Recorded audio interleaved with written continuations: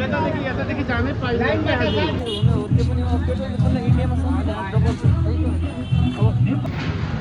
त्यसले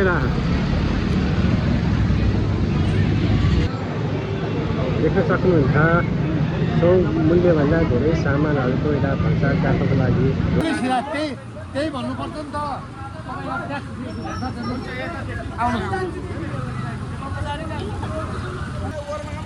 भुइँ गराउँछ क्या भुइँ गर्छ क्या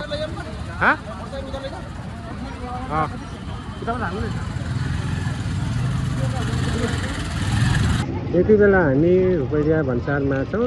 तपाईँहरू नयाँ सरकारले भन्सारमा कडाई गरिसके पश्चात पनि नेपालीहरू रुपैयाँ भारतमा सामान लिनलाई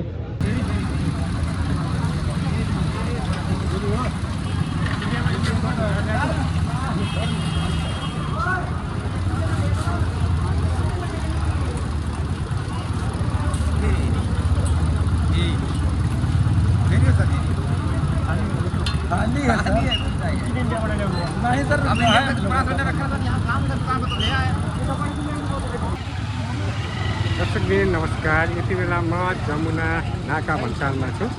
यति बेला नयाँ सरकारले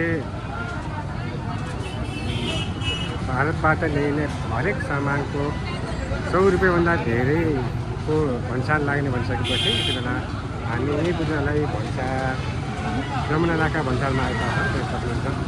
यहाँ धेरै सुरक्षाकर्मी सशस्त्र प्रहरी बलले चेक गरिरहेको अवस्था छ।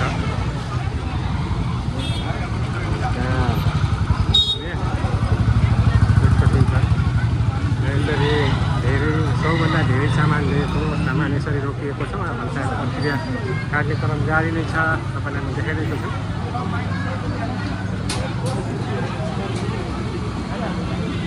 यसरी अहिले यहाँको सिस्टम पनि एकदमै राम्रो बनाएको छ।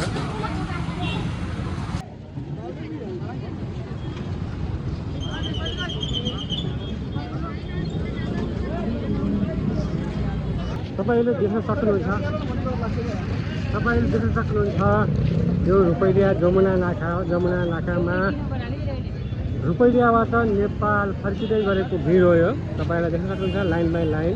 अहिले नयाँ सरकारले भन्सारबाट कुनै पनि सामान 100 मूल्यभन्दा धेरैको सामान लिएपछि भन्सार काट्नुपर्छ भनेर नियम लगाइसकेपछि यहाँ अधिकांश पहिला योभन्दा अगाडि हामी भन्सारमा आउनुहुन्थ्यो सबैको हातमा धेरै सामान हुन्थ्यो भने यसपालि त्यो सामान यो लागु भइसकेपछि अहिले सामानले देखिन्न।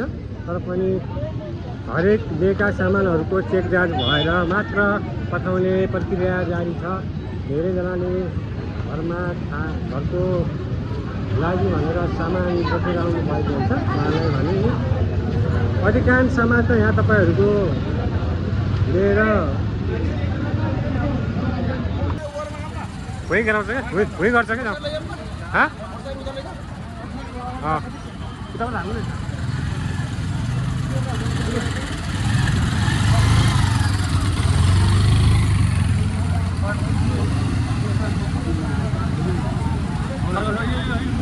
आलु साग यसरी तरकारी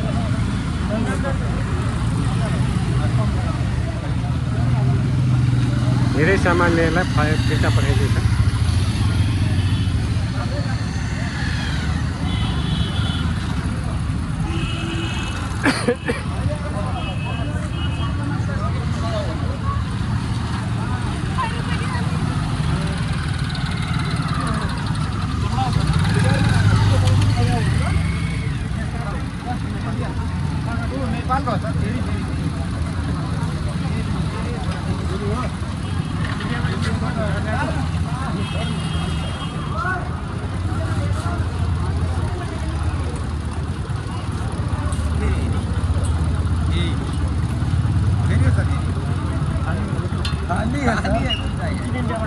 नहीं सर, अभी रखा था यहाँ काम तो ले आया।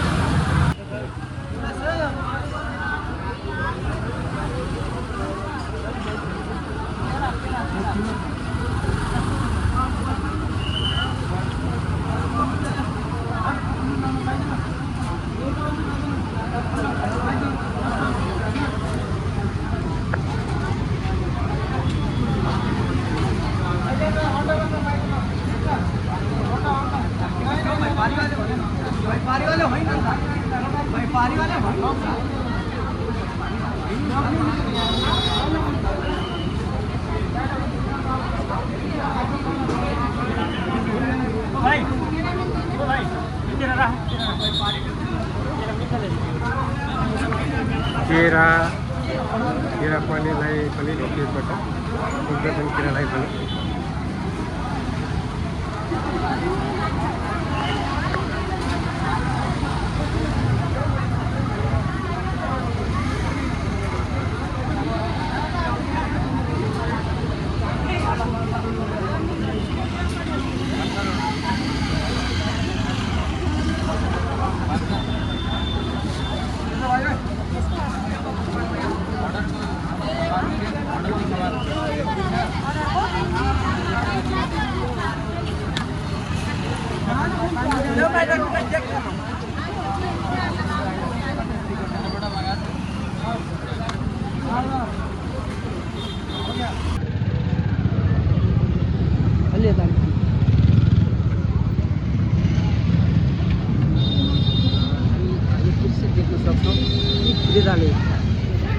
सम्वादका हातमा दिएको कागजतिर पछाडिपट्टि यो तेल हुनसक्छ तेल जुन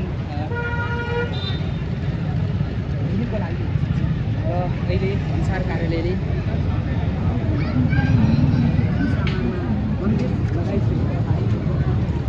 फिर्ता गरिएको अवस्था छ उद्देश्य तपाईँमा देखाइरहेको छ त्यो पनि पेट्रोल इन्डियामा डबल छ है अब धेरैले भन्छ नि इन्डियामा बनेर ल्यायो घाटामा खान्छ इन्डियाले भन्छ